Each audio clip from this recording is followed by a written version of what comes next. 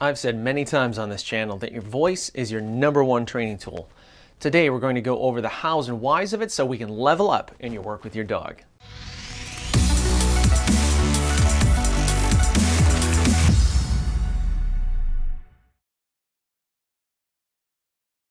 Ian here with Simpawtico Dog Training, and before we get into using your voice with your training, please make sure you're subscribed so you never miss any of our videos. Also, follow us on all the major social networks so we can get better acquainted. And don't forget to check that YouTube description for notes, links, and resources about the stuff we talked about. This is to date going to be one of the most technical videos I've done on my channel. I usually try to stay away from being too technical because I feel like that stuff is for me to know in order to do my job. Most dog owners certainly don't need to know it all, and many really don't care, which is fine. That's why I always try to explain things in my videos in the simplest terms possible so that I can make it as accessible to as many people as I can. Today though, I think some knowledge about how and why the pieces work together will help you put together a more robust set of tools in your practice arsenal. I have said many times that your voice is your #1 training tool. I repeat that mantra all the time in my training classes and in my private sessions. According to world-renowned trainer, behaviorist, and veterinarian Dr. Ian Dunbar, your feedback needs to be 3 things: ongoing, binary, and analog. It has to be a running commentary on the dog's performance. Most owners do not do this. Most owners take the good for granted and piss and moan about the bad if they say anything at all. So the dog is left to guess at what they're supposed to be doing. That means our feedback must also communicate what they've done right as much or more as what they've done incorrectly. And it has to be representative. Feedback must be analogous with their effort and performance. Great effort gets great feedback, mediocre effort gets lukewarm feedback, and poor effort gets the appropriate response based on what they're doing in that moment. Now, most of the time we can be fairly conversational with our dogs. Although dogs don't process language, they generally get the gist of what we're saying through our tone, volume, and body language, and through memorizing the meanings of certain chains of sounds, what we call words and phrases. This is how they learn the meanings of requests, along with certain phrases like, "Do you want to go on a walk?" or "Let's get in the car." However, when we're in teaching and practice mode, we have to narrow our focus. In the last video, I quoted educator Harry Wong when he said, "The greater the structure of a lesson and the more precise the directions on what to do, the lower the error rate and the higher the achievement rate." For dog owners, this means that when we work with our dogs, we must communicate clearly, efficiently, and precisely. We do that through effective feedback, and a big piece of that is using markers. Let's go over this so you understand how we're working here. A marker, also called a bridge, or more technically, a bridging stimulus. For operant conditioning to work, the result of an action, whether that's a reward or a consequence, must come within about a second from the time the action happens. Well, this isn't always possible, so a marker forms a bridge between performing the action and the result. If your dog is taught what a marker means and the marker comes within that 1-second window, then it will extend that time somewhat and operant conditioning can still occur. Dexter, sit. Yes, what a good boy. Such a good puppy. This means, though, that timing is super important. We must give a mark or bridge within 1 second for the dog to connect it with what they did. That's 1 Mississippi or 1,000, no more. The faster, the better, and this takes practice. This is probably the hardest thing for people to get right. If you wait longer than 1 second, your dog is going to think you meant something else. A terminal marker, sometimes called a terminal bridge or an event marker. This communicates to the dog that they've just done what we wanted them to do. For this, I say, "Yes." Dexter, sit. Yes, what a good dog, thank you. Dexter, down. Yes, what a good boy. If you're a clicker trainer, your click is the terminal marker. If you're working with deaf dogs, you may use a pen light or a hand signal or a touch. Terminal markers also become conditioned over time to become secondary reinforcers. This means that they become somewhat rewarding in and of themselves. An intermediate marker, sometimes called a support bridge. This communicates to the dog, "Keep going." I want the dog to know they're doing well, but they're not quite done yet. Think of it like breadcrumbs for the dog to follow. For this, I use "good." Dexter, sit. Good. Stay. Oh, that's a good boy. That's a very good boy. Look at that good boy. Look at that good boy. That's a good stay.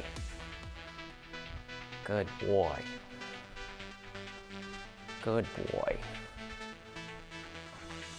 Yes. Okay, all done, buddy. Come here. Oh, that's really nice. Really nice. What a good boy. No reward marker. This communicates to the dog, try again. This is not a correction or a reprimand. It's simply feedback. It's information.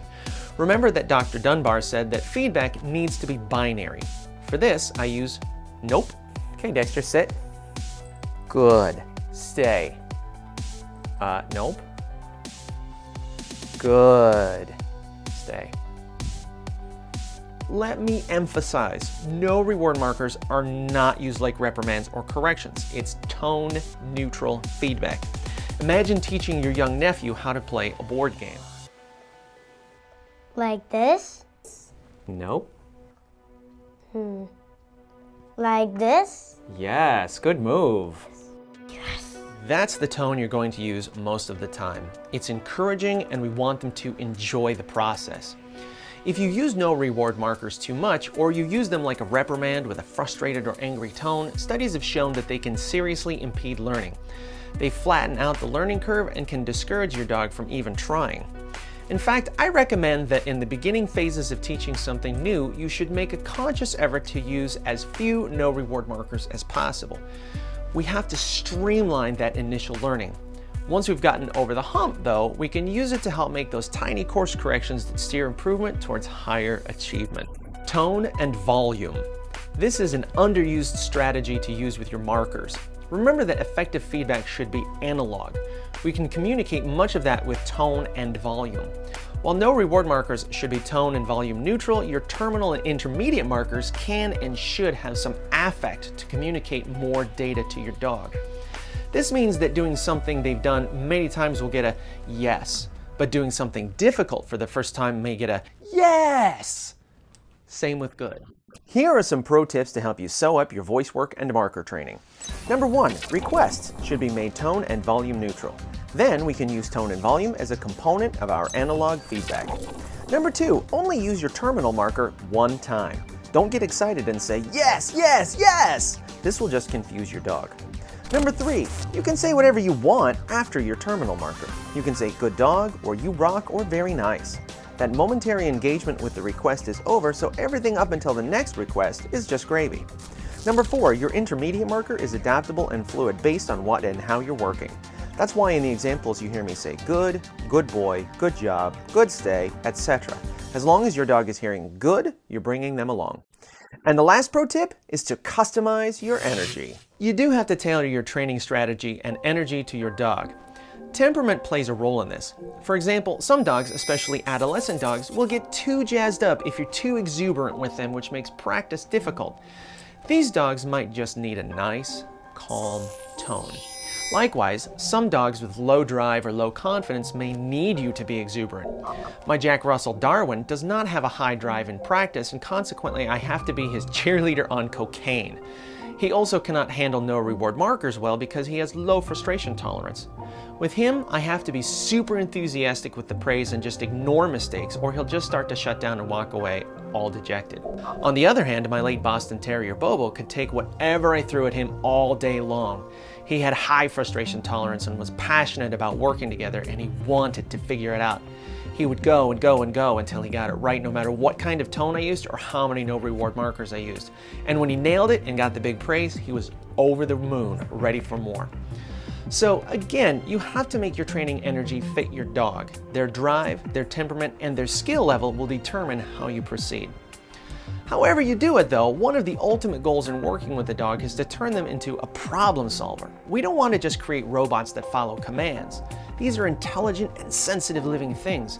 I want a dog that looks at training situations as fun puzzles to solve. I love watching a dog trying things out when they're learning something new and working through it. Too many owners and trainers, I feel, just make dogs do things. Shouldn't we encourage dogs to use their brains? To me, when I'm working with a dog, the number of times they comply isn't nearly as important as getting that, oh, I get it, and then watching them progress like lightning. That is how you get a dog that happily does what you ask. So let's go back to our original conditions. Feedback must be ongoing, binary, and analog. So we use the various bridges to give the dog a running commentary. We use the bridges to make the feedback binary. It's not a guessing game. And we use our tone and volume to make it analog. That is to say, it is analogous with their efforts as well as representative of how they're doing in that moment. Now, as I showed you, I use yes, good, and nope, and I'm certainly not the only trainer that does. However, at the end of the day, you could technically use anything for your markers as long as you're consistent. Some animal behaviorists prefer hard, simple sounds like X and D. If you're a clicker trainer, then you're primarily using the clicker instead of vocal markers. I encourage you to explore and find a system that resonates with you and that you can work with. In the end, that's going to work the best for you and your dog. And look, if this is new to you, you're gonna mess it up. Keep at it and seek help from a qualified trainer for some of your more challenging situations. All right, guys, questions for you. How do you use markers in your training, and what markers do you prefer? And what questions do you have? Let's connect in the comments section. Next time, I'll be talking about one of my favorite subjects, the positive training trifecta. In the meantime, don't forget to give this video a thumbs up, and as always, keep learning, keep practicing, and we'll see you next time. Thanks for watching.